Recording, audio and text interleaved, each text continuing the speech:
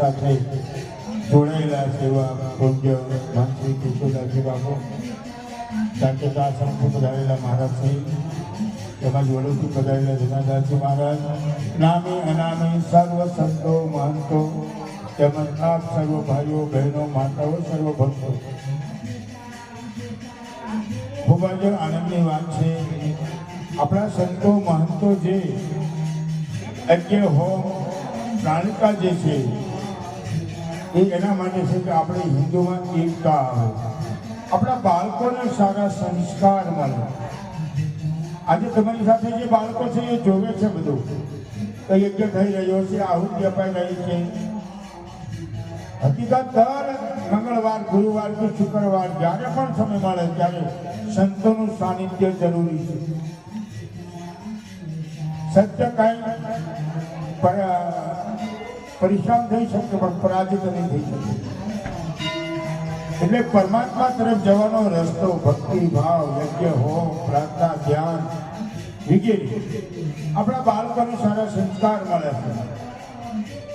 અને આજે દરેક આશ્રમોની અંદર જે પ્રવૃત્તિ થતી હોય છે, સાધનાની, ધાર્મિક તેમજ યજ્ઞ હોમ ઇત્યાદિ, કે તમારા બાળકોને સારા સંસ્કાર મળે, તમારી સાથેનું પૂર્ણનું ભાતું ભરાય છે.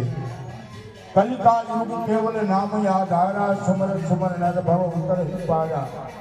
કલિકાલ યુગ એક એવો યુગ છે કે જે તમારે અડધો કલાક, 2 મિનિટ, 5 મિનિટ પણ ઈશ્વરનું સ્મરણ કરવું.